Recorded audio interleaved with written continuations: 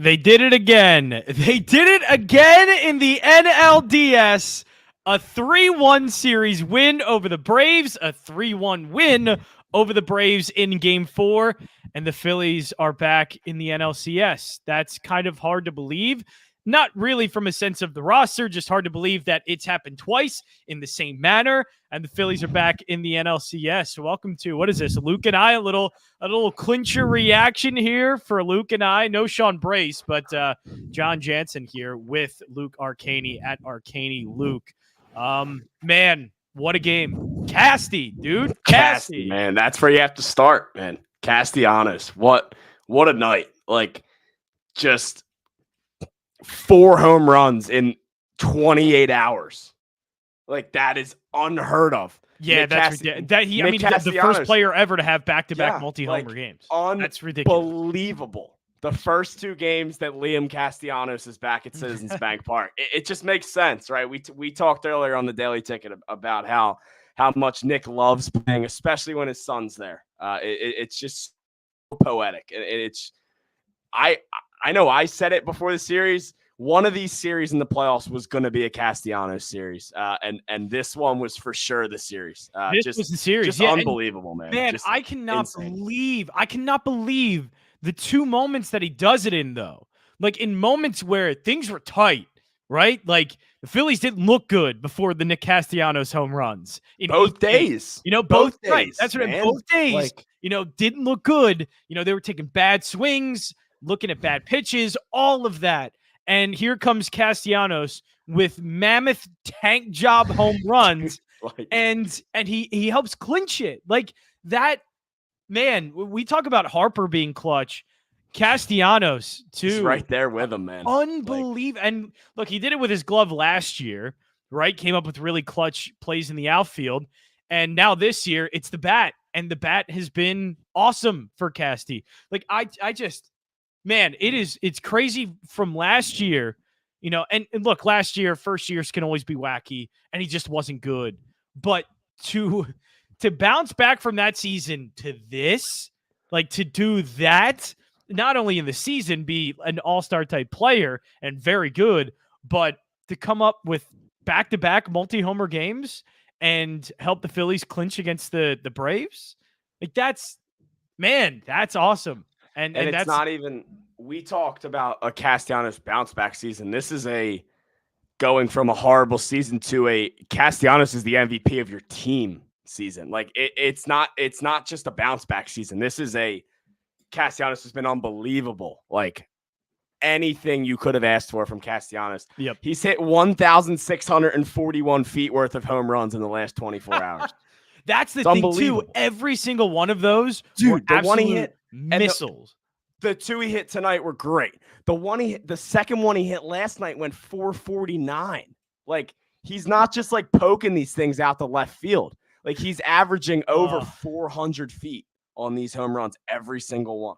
It's insane. Like, he's seeing the ball so well right now, and it's making up for some guys, because we've seen Alec Bohm, who's going through a massive slump right now, especially in the playoffs. Johan Rojas, who although he had the hit, was having a hard time up until then. So your righty bats were kind of down a little bit. Real Muto, who had a few hits but wasn't at his best. Trey Turner. No, I mean they had the battle through some guys struggling. I mean, Alec Bohm had absolutely rough. Really, just one good at bat from him. I think like he's gotten walked and he has a couple of hits, but really just that one hit for the RBI in Game 2, and that's really it for Alec Bohm. Other than that, he's been awful. And really struggling through it, and he's in the cleanup spot. So every time he has a bad at bat, like we are looking at that with such a huge spotlight and magnifying glass on that because he's the cleanup. So yeah, I think things might have to be changed for that lineup if Bohm's gonna be playing like that. And it's just the guys you signed to $100 million contract to over $300 million contracts, like Trey Turner, Nick Castellanos, and Bryce Harper. Like that's the difference. Like that's the difference we're talking about here. Ronald Acuna Jr. came up small. MVP of the league, one of the best players in baseball, maybe the best player in baseball outside of Shohei Ohtani. Like one of the best. And this guy came up small. You got to have a moment. And Freddie Freeman came up incredibly small. And all of the Phillies guys that they paid all of this money to came up in such big ways. They're the reason they won, right? And even Zach Wheeler, who they signed to a lot of money, and now it looks like he's even underpaid. But all these guys that they signed, signings don't work like that. Signings aren't supposed to be that easy to bring in, and these guys are your best players, your foundation to a team that's going to the NLCS twice in a row. That's Phillies haven't had incredible. The Phillies haven't had a bad big free agent signing probably since like Jake Arrieta, right? Like it's been that long. Like all these guys that they're signing just work. Bryce Harper, he's the best player in baseball, man. Like you can put once you take away Shohei Ohtani, right? Ohtani's your top guy. Bryce Harper's the best player in baseball. You can give Ronald Acuna his MVPs and you can give him his 40, 70 seasons. But if he's going to hit 200 with an OPS under 700 in the NLDS and not do anything for your team at the plate, right? I'm taking Bryce Harper every time, right? Bryce Harper's the best player in baseball. And then you have guys like Trey Turner, who you signed for $300 million, who struggled in the first half of the season. And now Trey Turner seems like every time he comes to the plate, he gets a hit. Yeah. Castellanos, I can't say it enough. He has 4 home runs in 24 hours. Like, that is unheard of. And even Schwarber, who's struggling right now, he's still going to put, Schwarber will be fine. That is one guy that I will always say will be fine. He will always figure it out. The NLCS will be a Kyle Schwarber series. I will tell you right now, he will figure it out. He will not go the whole playoffs in a slump. Schwarber isn't going to be he usually can come back in big ways from bad stretches like he'll come out game 1 of the NLCS at home and but that's what's great though. That's also another thing I think that's really spectacular is that there are guys still that haven't performed well that we know it eventually will. Like at least I think so. Like you would think Kyle Schwarber is going to hit well. You think even Alec Boehm I think is going to hit well and hit better than he did. So it's and even Realmuto. I know Realmuto's been hitting pretty good, but I think it can even improve.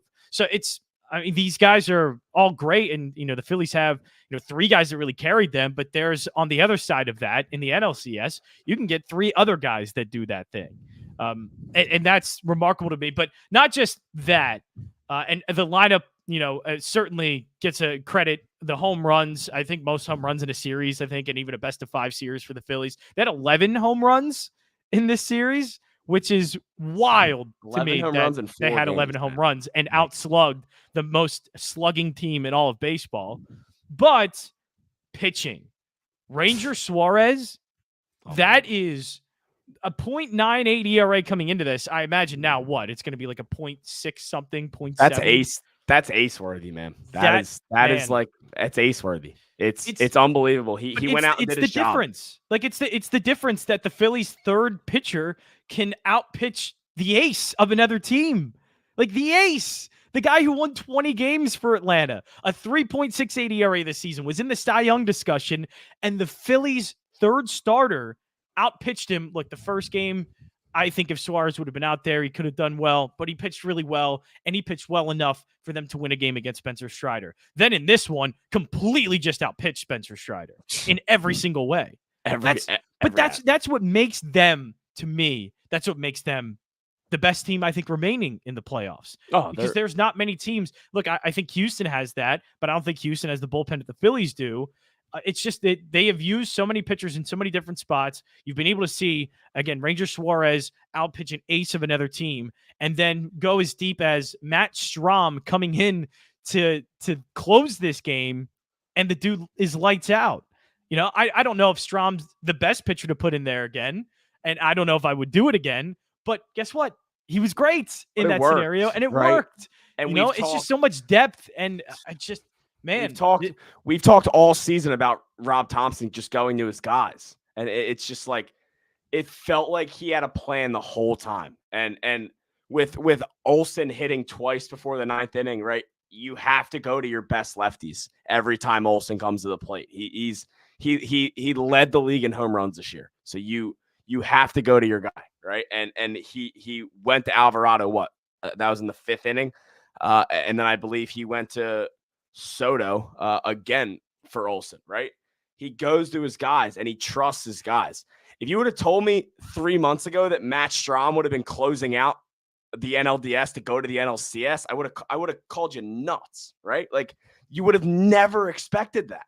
But it's these decisions that Rob Thompson makes in the situation, and it's just they seem to just always work, and I'll never get it.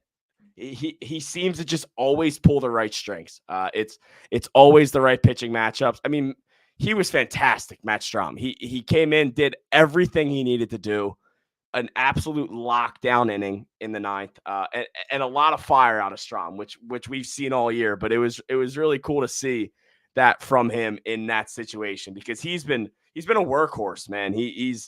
He started out the season as the starter once they lost Andrew Painter. And that transition, like it was, I mean, he started off really hot, and not easy, he man. regressed it at one point. It's not season, easy, but still he started. I think remained consistent enough. Yeah, got flipped back to the bullpen and really struggled. I think it got into his head a little bit that he was really rolling as a starter, and then once these guys came back, he was thrown right back into the bullpen, and I think that messed with him a little bit. But these guys just like.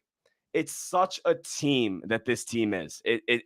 They just have these guys just mesh so well together that they don't care who's out there for the ninth. They don't care who gets the big moments. They're just playing for them. They're playing for each other. It's really fascinating to see, because it's incredible, man. It is. And this team is playing with an absolute ton of swagger as well, which we're seeing in the celebrations. Oh, my God. Did you see the Castellanos ones, man? Castellanos. Oh, my God. I like the little one, too. He threw the bat, and then he did a little, like, right arm shake, like, just getting loosened up, like, kind of thing. Incredible stuff. And then you get into the clubhouse, and there's a lot of Attaboy Harper t-shirts.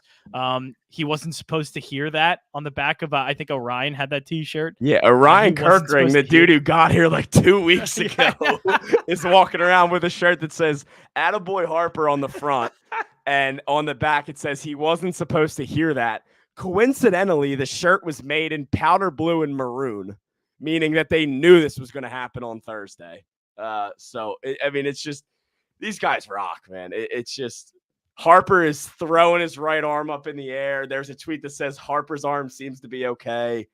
These guys just love the party, man. Real Muto last week said it perfectly. He said, don't give us a reason to party. And that's exactly what now the they're Braves partying, did. and they're partying in the sanctuary right now. The Phillies are defiling the sanctuary of their clubhouse right now. There's not going to be an inch of that room that is not covered in some type of alcohol tonight. No. But what was funny too, watching this game happen, is the Braves just completely melting down in it. I've never seen a team take so many L's in one series like Atlanta did. Oh, wow. It was over and over and over again. And here comes Arcia out of the dugout doing God knows what and saying God knows what to fans, and, making gestures like an 8-year-old, sticking his tongue out. And I mean, it's a real big problem when Ronald Acuna Jr., who we know has not been the best leader sometimes, is the one trying to be like, yo, dude, what are you doing? He's the one calming him down. But all of it, the Braves all seem to be very much controlled by the moment and the atmosphere, and they just had no answers for it. They were shook. I mean, to me, it's as simple as that. They were shook, and I don't know if it happened because of Game 3, if it's just the atmosphere. I don't know, but they came into Game 4 completely in their heads. The Atlanta Braves are the first team to win 100 games in back-to-back seasons and be eliminated by the same team in the playoffs. First time in MLB history that has happened.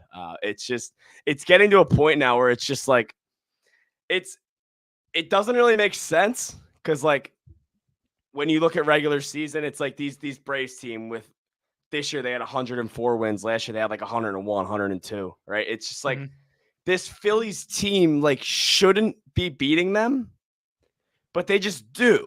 Like, I don't know, man. It's just like almost, almost confusing. Like, I feel like the Phillies are the better team, but when you look at it, like, the Phillies shouldn't be beating the Braves in a playoff series back-to-back years. No, I mean, you can think of it that way, because just the record and obviously all the all the things that the Braves did with their lineup. It's numbers that we've never seen before.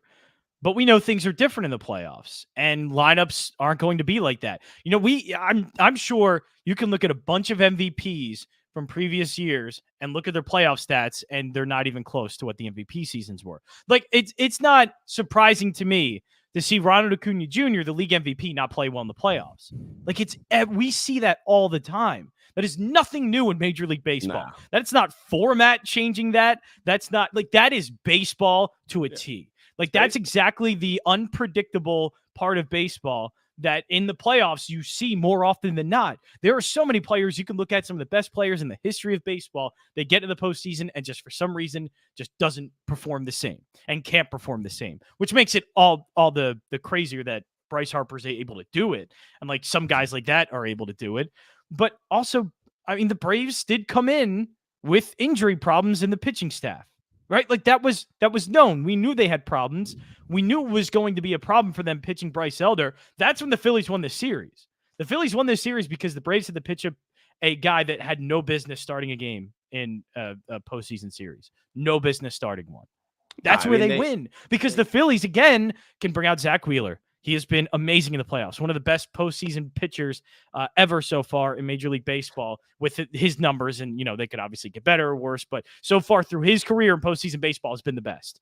Ranger Suarez now. We have seen a large enough sample size. That is ridiculous. Aaron Nola, a couple of starts last year that didn't go great, but for the most part, he's been great as a postseason pitcher. That's the difference. Like, so we asked, like, I'm already seeing it already. Why are all these great teams? Why are so many great teams losing in the division series and losing to teams like the Phillies? Pitching. Like, I think you can point to we specific talked about areas. it earlier too. It's like every season is not going to be. And by the way, it's never been the case that the best teams in baseball always get there. Like, no. I don't know why this is all of a sudden an issue now. The Washington Nationals won the World Series like 3 years ago. Like, but it's not. No, and we look at, I know, right? That's the craziest one we've ever seen, and nobody talks about that. But now it's a problem that the Phillies and the Diamondbacks are doing it.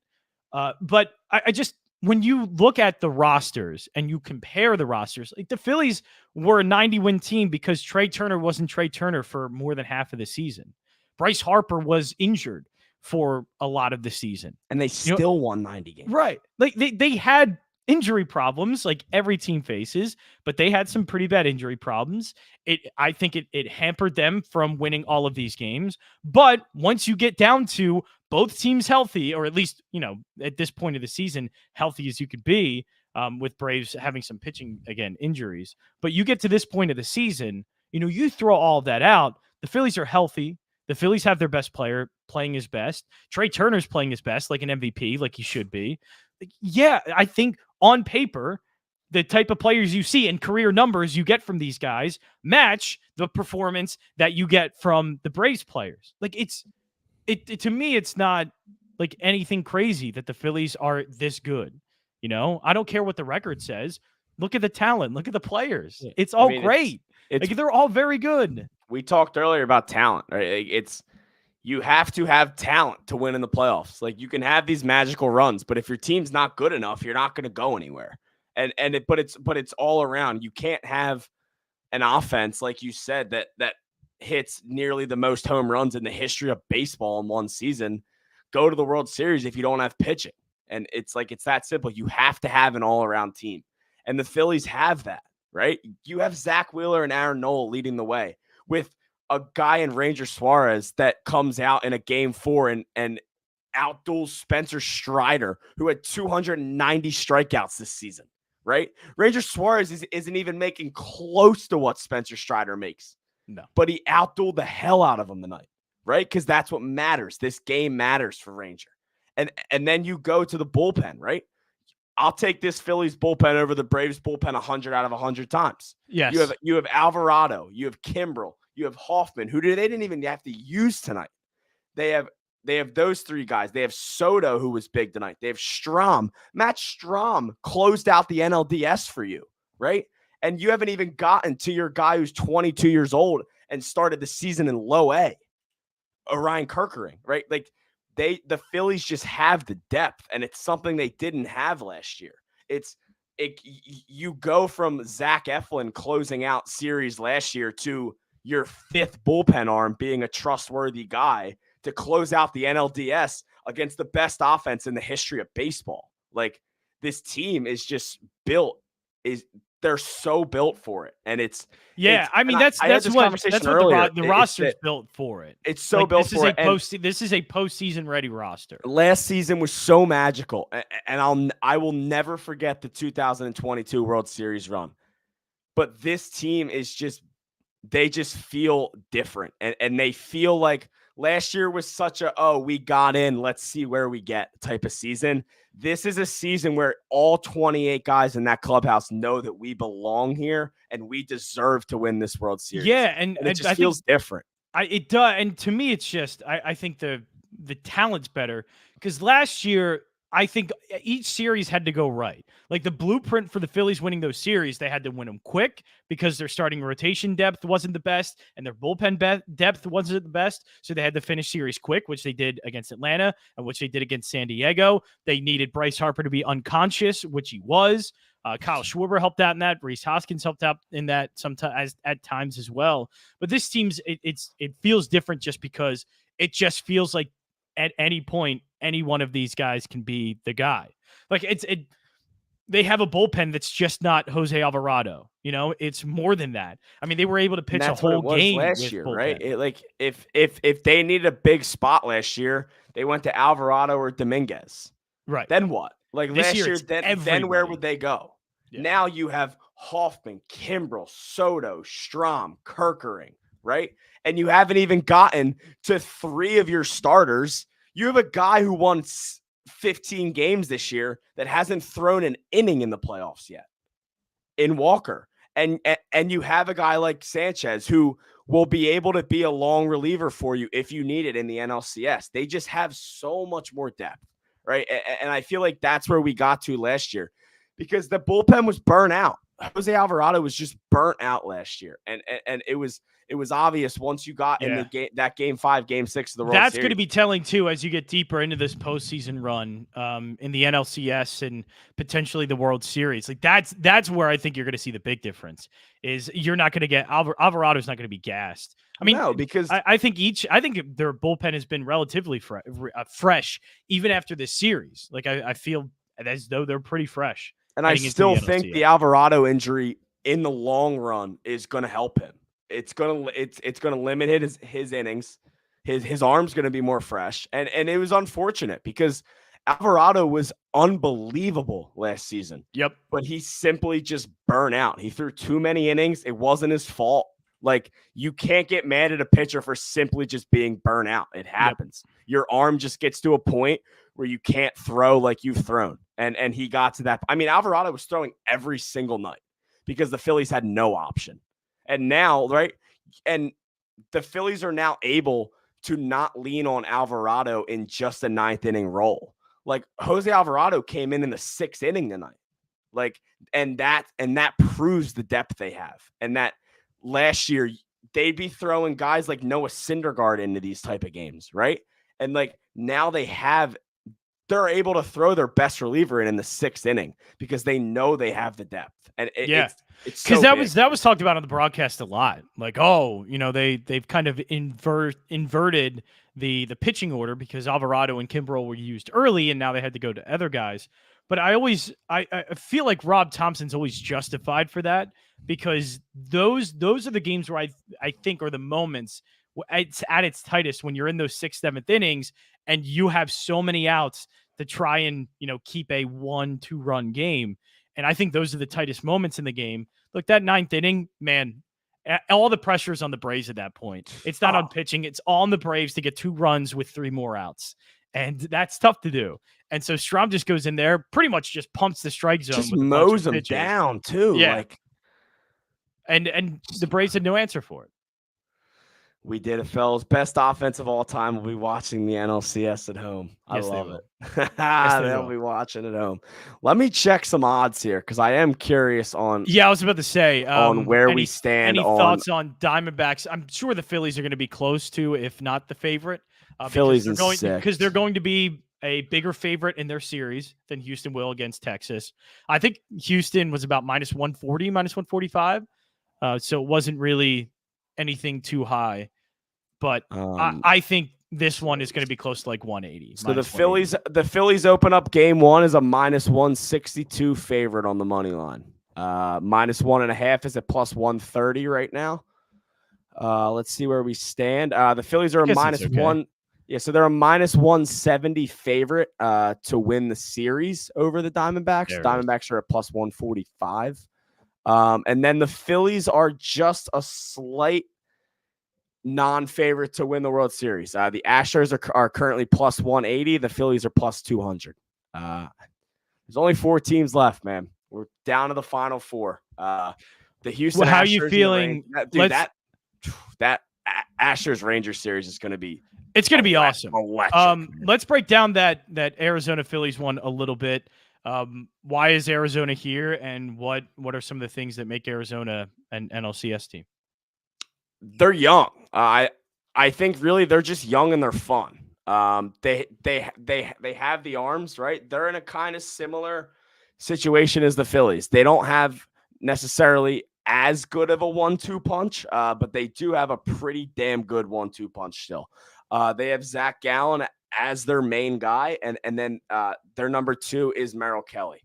And then really for the lineup, what sticks out is obviously Corbin Carroll, who is hitting .412 across the playoffs right now with a 1.389 OPS.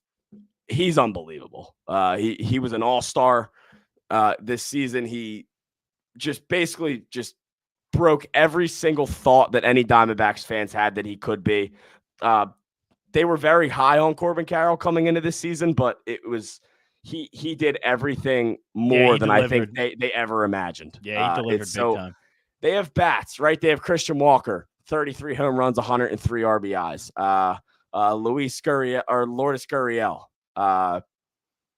463 slugging percentage this year, 24 home runs, 82 RBIs. Right? So they have the offense, they have the pitching. Their offense is a better team. Their offense isn't spectacular. The only thing you would worry about at this point now is that, they're getting hot at a very good time.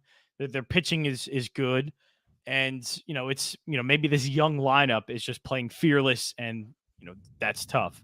But that's the only thing I could say, that I can't quantify, what these guys are going to be like, because I think their numbers pale in comparison to what the Phillies are. And like a lot of their career numbers and like guys that we just don't know in Arizona and in these situations, they pale in comparison to what these guys were in with the Phillies. Like they were just the Phillies have better talent and guys who have had better careers so far than anyone in Arizona. Like, so the Phillies are by far the favorite here. They're by far the better team. And the only hope is just the Phillies play like it, and they don't do what Atlanta did. And, isn't that the weird part of it now? I know Miami, you were the favorite against, but Miami, we knew really didn't have the juice. So that was a little bit of a different spot, because last year, obviously in the wild card, they were on the road taking on St. Louis. But this is the first time like Phillies are going to look at as the big dog here. This isn't close series, whatever. This is Phillies are better than Arizona, and it's a bit of a different spot for the Phillies to be in. This is the spot that Atlanta's in. This is the spot that the Dodgers are in, and crumbled in both of those spots. So, it's really up to the Phillies to just continue to play like this and not crumble in the way some of those other teams have. Yeah, so this is the first time the Phillies will be have home field advantage in a series over 3 games since 2011. So it's been a while. Do I think that will hurt them at all? No. I think they're going to play the same game that they always play, right? They don't change anything. Whether we think they change anything from the regular season to the playoffs, they play the same game. They just get way more amped up once it's the playoffs. Mm-hmm. It's the same game for them. It really is. And I think Arizona played well against the Dodgers. Like you have to end up like they're the ones hitting all these runs in. Yeah. And I get it. But the Dodgers pitching was bad. And the Dodgers have had bad pitching. We knew in the playoffs it was going to be an issue for them. And it was, I didn't know it was going to manifest itself in losing to the NLDS against the Diamondbacks the way that they did. But it was an issue that was going to come back to haunt them, and it did that a lot sooner than everybody thought. But the Phillies pitching isn't going to be that easy. Like the Phillies pitching is a lot tougher than whatever the Dodgers threw out there. Yeah. And again, like this big advantage I think Arizona had was pitching. They could coast off of it in the NLDS against the Dodgers. Like they don't have the pitching advantage here. Nola and Wheeler are the two better pitchers than Gallen and Kelly. So now you lose the one advantage you usually have. And now you essentially are trying to have the Diamondbacks outslug the Phils, which the best team in baseball couldn't.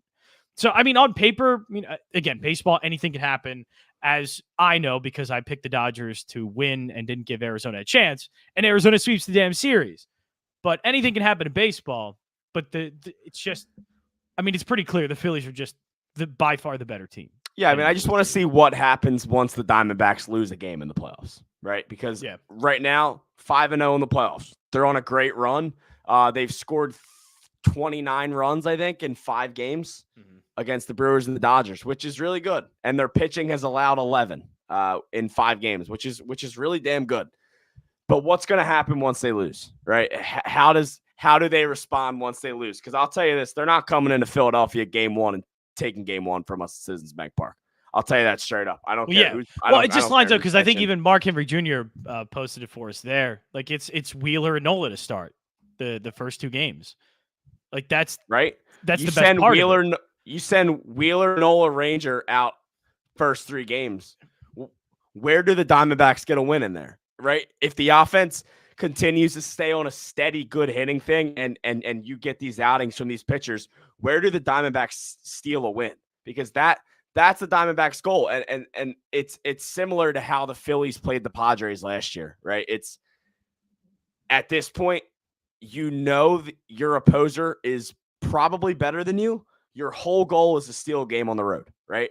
So where do the Diamondbacks take that game? Do they try and take a game 1 at Citizens Bank Park against Zach Wheeler? Or do they try and take a game 2 against Aaron Nola, who looks like a top 5 pitcher in baseball right now? Right? Like they don't have many options. They need their pitching to absolutely shine in these first 2 games. And if they're anything more than that, then it's going to be tough for them. So I think this really does benefit the Phillies, even though maybe we think this young Diamondbacks team is going to come in with nothing to lose. That's the only thing. Because we saw it with the Phils last year, right? We saw it with the Phils, like that just kind of fearless attitude, like that does worry you a little bit. But at the same time, I don't think the Diamondbacks have anywhere close to the amount of talent as the Phillies did last year. That's a tough thing. Things are going to have to break their way a lot. Exactly. Everything has to go their way for them to even come close to winning this series. And that's the bottom line. And if the Phillies can play their game and they can go out there and they can put up 4 or 5 runs a night and your starters can go a consistent 6 innings, it's going to be really hard to beat them, right? They're a great team and they have their vibes are just through the roof and they play for each other and this city is just so behind them. And it's going to be hard, man. I said it about the Marlins. I said it about the Braves, and I'll say it about the Diamondbacks. I don't think they know what's coming. I don't think the Diamondbacks are sitting on their couch tonight watching this game and thinking, damn, that place doesn't sound that loud, right? They're going to come in here Monday night, and they're going to be like, holy Lord, like this place is nuts. Well, that's what I have a feeling that Arizona will be overwhelmed by all of it. Not just atmosphere and all that stuff, but it's just the Phillies. Man, it is one after another. Like it's one thing after another. It's first you got to face Wheeler, and then after that you got to try and find a way to settle this lineup down for the Phillies. It's overwhelming how much talent the Phillies throw at you. And it was even too much for the Braves. Braves have great talent. Braves are an awesome roster, but I think they were overwhelmed by the Phillies pitching. The Phillies pitching was just that talented going into this series, and the Braves had no answer for it. They got overwhelmed by going against 3 incredible starters in Wheeler, Nolan, Ranger, and then a bullpen that just like every single guy that they're throwing out there is throwing gas or has had great seasons. So I just think it overwhelms Arizona again.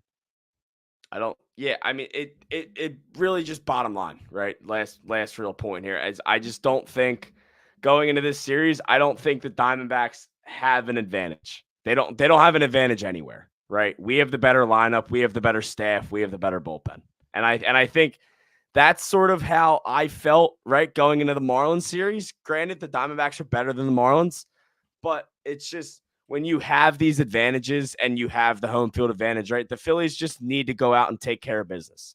And they've proved really at home as well that if they get these home baseball games, whether it's ugly in the first 3 innings, like it's been the last 2 nights, right? These ugly at bats in the first few innings, they go out and find ways to win, right? And that's truly all that matters. I don't care. They have 8 more games to win. I don't care how they win them. They could win every single one 1-0. Granted, I may have a heart attack by like game 3. Yeah, I would not like win that. every one 1-0. I didn't know if I was going to make it after this game. All that matters is winning these games. What part of this game worried you the most? Like, when was it? Oh my gosh, oh no. Because it was probably there were 2 moments. Crazy, either that bases loaded with Kimbrel in there, or I don't know. In first and third with no outs. Something in me just felt like Ronald Acuna doesn't have this moment in him right now, and I don't know why. It could have just been a me thing. Isn't that crazy about baseball? Like the Braves were that was perfect. That was perfect for the Braves in that spot. He's the MVP. He's the MVP of the league. MVP of the league against the relief pitcher that's leaking gas. For some reason, when he stepped to the plate, I said I have full confidence that he is not going to do something here, and that's baseball, right? Yeah. It's maybe Strom, just because we know how Strom's been. Sort of some soft and the fact contact. that it was first and third, no outs. Right, first and third, no outs. But he worked his ass through that thing, man. Like I did. I thought he pitched well. He pitched unbelievable in the 9th inning, and it just completely proved me wrong. And that last out, I'll talk about it for so long. He got so fired up, man. That was awesome. He got so damn hyped. It was awesome, man. Yeah, Ronald Acuna Jr. in a clinching game ends up with no hits in 4 at-bats. His average, all of his, the big 3 numbers for the postseason for Ronald Acuna Jr. 143 average, 294 on base, 214 slugging. It's bad. That's the difference. Because Bryce Harper could never be my star. Bryce Harper 368 average, 538 on base, 842 slugging. Trey Turner 500 average, 538 OPS, 917 slugging. Nick Castellanos 391 average, 440 OBP, and a 1,000 slugging. That's the difference. Castellanos had 1,000 slugging percentage. Yeah, that's wild. That's absurd. That's ridiculous. Yeah. So he had an OPS in the postseason. I mean, I think that's all postseason numbers, not just this series. So his postseason numbers so far, he has a 1440 OPS. That's ridiculous, man. Yeah. Oh my God. But that's the difference to me. That's baseball. You can complain about format. You can complain about all these things for Atlanta. I don't care what it is. Don't forget the sprinklers on the field after game 3. Don't forget that excuse. All I know is they had Ronald Acuna Jr. up to bat with the bases loaded. That's it. Like, perform. MVP. Be MVP. And he wasn't. Like, that's where they lose. Be a hero, right? That's such a common phrase. It's just so simple to me that the Phillies perform in these games better than other teams and better than the Braves. So, like, it's not that the Braves had 5 days rest. It's that the Braves come up small in these moments, and the Phillies just end up doing it better than everyone else. Continually come up small. And like, specifically Acuna. How can you tell me his playoff format and things like that when Bryce Harper has been the most unconscious player in Major League Baseball over the past 2 postseasons? Try beating that. Like, you can't beat that. You can have no days rest, 1 day's rest, 5 days rest. You can be playing in the wild card, and the Phillies can have off. If Bryce Harper's doing that, and Castellanos and Turner, you're not beating that. And these guys, they're great baseball players for a reason, And Ronald Acuna came up small. That's really the difference to me in all of it. That's it. So, that's all. Luke Arcaini. I imagine we're gonna have many more Luke and I episodes coming up. We got an NLCS, brother. I cannot wait to go through all of that. You, me, Sean Brace, and the rest of the Gambler crew all going to be. I think we're doing a bunch of stuff for the NLCS. So make sure to be checking out all the Luke and I. What is it, Luke and I Phillies for Instagram? I'm seeing now. Yep. Check out the podcast as well. Just Luke and I. But Luke, thank you so much, man. I know you were out too. You were enjoying out of the town, enjoying some nice Phillies baseball. So glad you were able to get back home, man. I mean, get set up. You got to talk. You got to get everything out that you want to say. Like I said, big players perform in big moments, and that's what Luke Arcaini is. Big moment, and Luke shows up. That's the Gambler crew. There we are. That's the Gambler. See, Sean Brace though, Ronald Acuna Jr. couldn't make it. You know? Just not big in big moments. Don't let him see that. All right, that is it for this live episode of Luke and I. Go Phils. And again, stay tuned for all things Gambler for the Phillies NLCS coming up next week.